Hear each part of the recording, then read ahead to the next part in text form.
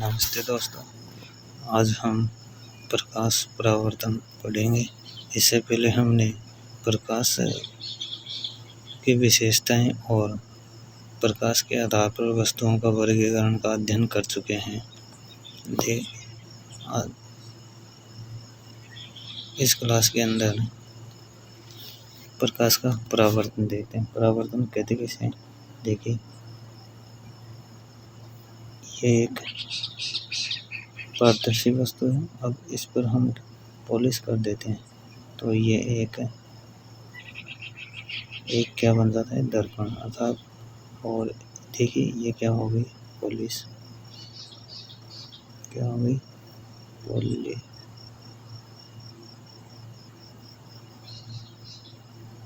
क्या हो गई? पॉलिश।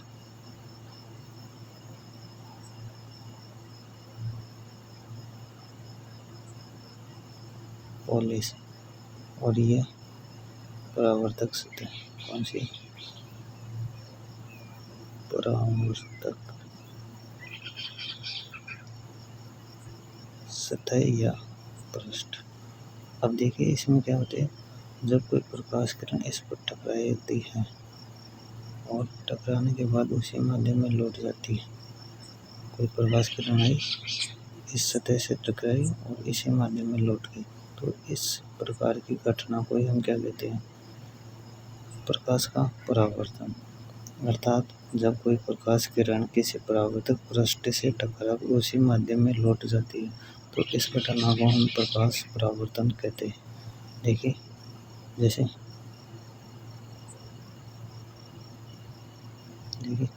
परिभाषा देखिए, जब प्रकाश की किरण किसी चमकदार सतह, ठीक है, जैसे शीशा या दर्पण से टकराकर उसी माध्यम में वापस लौट जाती है, तो इस प्रक्रिया को हम क्या कहते हैं?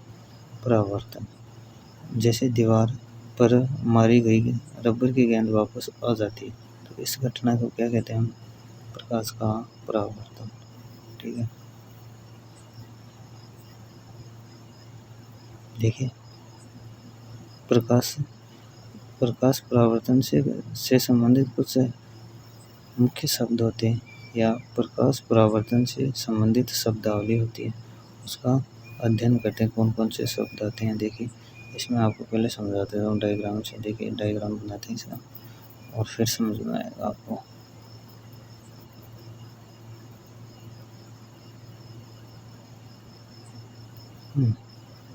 चलें, देखिए, ये एक क्या हो गई? परावर्तक पृष्ठ यानी दर्पण उदाहरण ले रहे हैं, समतल दर्पण। अब इसमें कोई प्रकाश किरण इस प्रकार से आती है, आई और ये गई। अब इस बिंदु से हम क्या करते हैं? एक अभिलंब डालते हैं। हो गया। अब देखिए, ये कोण तो आई होगा और ये कोण आर होता है। ठीक है। अब देखिए, इसमें जो आने वाली प्रकाश किरण होती है उसे तो हम कहते हैं आपतित किरण। क्या कहते हैं? आपतित किरण। क्या कहते हैं? आपतित किरण। और जाने वाली को परावर्तित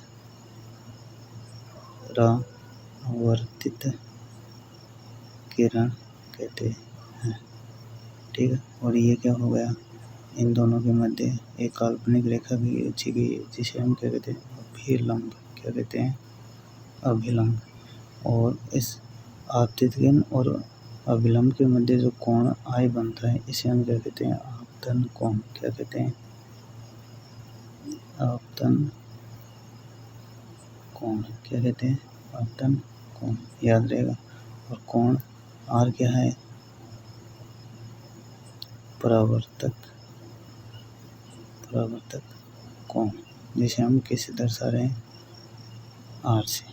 तो अब याद एक वापस समझा रहा हूँ। देखिए, प्रकाश का परावर्तन किसे कहते हैं? जब कोई प्रकाश किरण किसी परावर्तक पृष्ठ से टकरा कर उसी माध्यम में वापस लौट जाती है, तो इस घटना को हम क्या कहते हैं? प्रकाश का परावर्तन। ठीक है। और इससे संबंधित कुछ शब्द हैं, जैसे आपका आपतित किरण कौन सी होगी? परावर्तक पृष्ठ पर आने वाली प्रकाश किरण क्या होगी? आपतित किरण, और परावर्तक पृष्ठ से जाने वाली कौन सी होगी? परावर्तित किरण। इन दोनों के मध्य हम एक काल्पनिक रेखा खींचते हैं, उसे क्या कहते हैं? अभिलंब। ठीक है, और अभिलंब और आपतित किरण के मध्य कोण को क्या कहते हैं? आपतन कोण। ठीक है, जिसे हम किसे दर्शा रहे हैं? आई से। और अभिलंब और परावर्तित किरण के मध्य कोण को हम क्या कहते हैं? परावर्तक कोण, जिसे हम आर से दर्शा रहे हैं। भाई बात सुन। ठीक है, चलिए अब आगे जो नोट्स के अंदर लिखे हुए हैं वो सब पढ़ के बता देता हूँ आपको। इन सभी चीज़ों को आप दोहराया करें, जिससे आपको याद रह जाएगा टॉपिक। चले देखिए,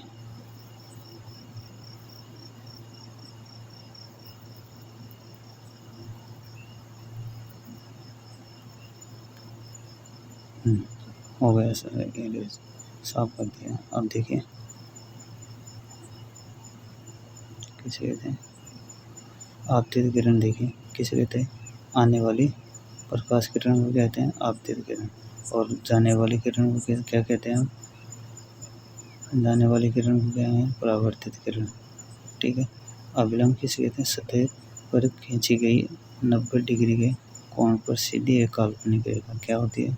ये जो परावर्तक पृष्ठ होता है, परावर्तक सतह, उसके अभिलंब 90 डिग्री का कोण बनाता है। अब देखिए, आपतन कोण है, उसे किसे दर्शा रहे हैं? आई से। और किसे कहते हैं? आने वाली किरण, अर्थात आपतित किरण और अभिलंब के मध्य जो काल्पनिक रेखा है, इसके मध्य जो कोण बनता है उसे ही हम क्या कहते हैं? आपतन कोण कहते हैं। ठीक है, और परावर्तन कोण या परावर्तक कोण किसे दर्शाते हैं? स्मॉल आर से। और इसकी परिभाषा क्या होती है? परावर्तक पृष्ठ से जाने वाली प्रकाश किरण को हम क्या कहते हैं? अभिलंब कहते हैं। याद रहेगा। चलें आगे। अब देखिए, इसके बाद में हम पढ़ते हैं परावर्तन के नियम। क्या पढ़ते हैं? परावर्तन के नियम। क्या पढ़ते हैं? परावर्तन के नियम। इसमें परावर्तन के नियम मुख्य रूप से 2 हैं, अन्यथा हम 3 भी पढ़ सकते हैं। देखिए, पहला नियम क्या होता है? जो आपतन कोण, ठीक है, आपतन कोण आई तथा अपरावर्तक कोण आर का मान क्या होता है? बराबर होता है। जैसे यदि आपतन कोण का मान 30 डिग्री होगा तो परावर्तक कोण का मान भी कितना होगा? 30 डिग्री होगा। देखिए, जैसे ये क्या हो गया? एक परावर्तक पृष्ठ। अब इस पर हमने क्या डाल दिया? अभिलंब। और यहाँ से हम क्या? यह अभिलंब, आपतित किरण और ये परावर्तक। अब इसके मध्य जो कोण होगा, देखो आई कोण आर, इन दोनों का मान क्या होता है? कोण आई बराबर कोण आर होता है। ध्यान रखना, पहला नियम यही है। आपतन कोण और परावर्तन कोण का मान बराबर होता है। ठीक है, अब उदाहरण दिखा रहा हूँ आपको। देखिए,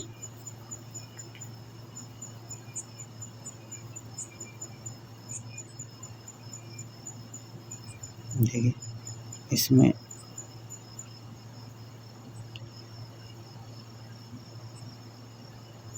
जो आपका ये क्या हो गया?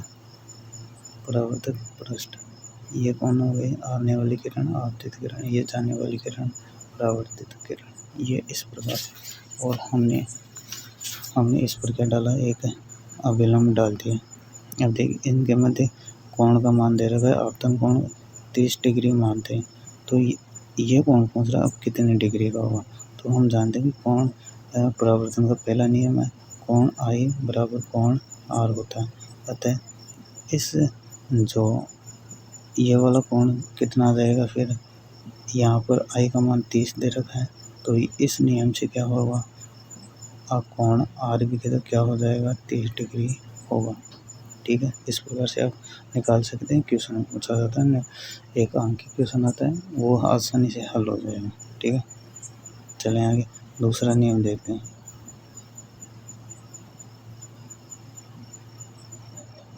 ठीक है, कोण अब देखिए अगला दूसरा नियम होता है जो परावर्तक पृष्ठ पर आपतित किरण, परावर्तित किरण और अभिलंब परावर्तक पृष्ठ के एक ही तल में एक ही बिंदु पर होते हैं। देखिए आने वाली किरण, जाने वाली किरण और अभिलंब तीनों क्या हैं, इस परावर्तक पृष्ठ के एक ही बिंदु पर उपस्थित हैं। ये दूसरा नियम होता है।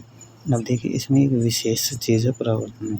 परावर्तन में क्या होता है, प्रकाश की आवृत्ति, तरंगदैर्ध्य और चाल में कोई परिवर्तन नहीं होता है, क्यों, इसमें कोई मार्ग में एक ही माध्यम में गमन करती है। माध्यम परिवर्तन होता है तो एक है अवरोधक का काम करता है, जिससे क्या होता है उसकी आवृत्ति और तरंगदैर्ध्य और चाल क्या हो जाती है, बदल जाती है। जैसे हम किसी समतल सड़क पर चलते हैं और उसमें कोई ब्रेकर नहीं होता है तो हमारी क्या गति क्या होती है, एक समान होती है, ठीक है। और तरंगदैर्ध्य जो लंबाई होगी वो भी एक समान रहेगी और आवृत्ति होगी, ठीक है, वो भी क्या होगी, एक समान होगी, ठीक है। अर्थात जो आवृत्ति, तरंगदैर्ध्य और चाल में कोई परिवर्तन नहीं होता है, ठीक है। इसको हम तीसरे नियम के रूप में पढ़ सकते हैं। लेकिन इसमें एक चीज़ है, जो इसमें प्रकाश किरण की तीव्रता होती है वो क्या हो जाती है, घट जाती है। क्या हो जाती है, तीव्रता घट जाती है। तो याद रखना, देखिए यहाँ पर लिखा हुआ है नोट के रूप में, परावर्तन होने पर प्रकाश किरण की आवृत्ति, तरंगदैर्ध्य और चाल में कोई परिवर्तन नहीं होता है, ठीक है। लेकिन प्रकाश की तीव्रता में क्या आ जाती है, थोड़ी घट जाती है। तो ये चीज़ आप अच्छी तरह याद रखें। यहाँ से क्वेश्चन पूछा जाता है मोस्ट इम्पोर्टेंट। देखिए इस पेज के अंदर आपको मुख्य बातें आपको बता रहा हूँ कौन सी याद रखनी है। जो तीनों नियम है, तीनों नियमों से क्वेश्चन पूछा जाता है। जो आपके थर्ड ग्रेड वैकेंसी और कक्षा 10 बोर्ड एग्ज़ाम में आराम से ये क्वेश्चन बनते हैं, इसलिए आपको इन चीज़ों को याद रखना है। देखिए इसमें पहला नियम, दूसरा नियम और ये नोट हो अच्छी तरह याद रखना, और ये जो उदाहरण दे रखा है उसको भी याद रखना है, ठीक है। आई बात में यहाँ पर देखिए ये कोण है, जो परावर्तित किरण और जो परावर्तक पृष्ठ है इसके मध्य का जो कोण बनेगा, जैसे हम इसको x मान लें, यह भी पूछा जाता है, तो इसको भी हम आसानी से निकाल सकते हैं। देखिए कैसे, यहाँ पर आपको रख करके बता रहा हूँ। जैसे आपको अभी मैंने उदाहरण 30 डिग्री का बताया है, तो इससे समझते हैं। तो आपको देखो क्या दे रखा है, आपतन कोण है, आपतन कोण का मान 30 डिग्री दे रखा है, और फिर कह रहा है भाई जो परावर्तित किरण और परावर्तक पृष्ठ के मध्य कोण x कितने डिग्री का बनता है, ये पूछेगा। तो हम जानते हैं कि जो अभिलंब होता है, अभिलंब क्या, अभिलंब परावर्तक पृष्ठ है उससे 90 डिग्री का कोण बनाता है। कितना, 90 डिग्री का कोण बनाता है, ठीक है। अतः हमारे को याद रहेगा कि जो और इसका दूसरा नियम क्या है, कि कोण I बराबर कोण R होता है, ठीक है। अब बताइए यहाँ पर 30 डिग्री दे रखा है, तो इसका R क्या आ जाएगा, 30। अब बताइए एक तरफ कितना हो गया, जो ये कोण निकाल रहे हैं x, तो इससे देखिए 90 डिग्री का कोण बन रहा है। तो ऊपर वाला कितना हो गया, हमारे को दे रखा है 30, तो नीचे वाला कितना आ जाएगा, फिर 90 में से 30 घटा दो, 90 में से 30 घटाएंगे तो कितना आ जाएगा, 60 डिग्री। तो अतः x का मान कितना आ गया, x का मान 60, क्या आ जाएगा, 60 डिग्री। इस प्रकार से आप इस क्वेश्चन को हल कर सकते हैं, ठीक। चलें आगे।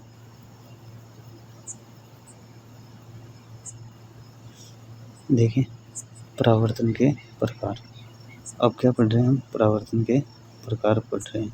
देखिए इसमें परावर्तन के प्रकार कितने प्रकार के होते हैं, 2 प्रकार के। एक होता है नियमित, कौन सा होता है, एक होता है नियमित, कौन सा होगा, नियमित। और दूसरा कौन सा है, विसरित, कौन सा होता है, विसरित, ठीक है, कौन सा होगा, विसरित, ठीक है। अब देखिए नियमित और विसरित शब्द को अर्थ, नियमित का मतलब क्या होगा, परावर्तक पृष्ठ कैसा होगा? समतल। कैसा होगा? समतल।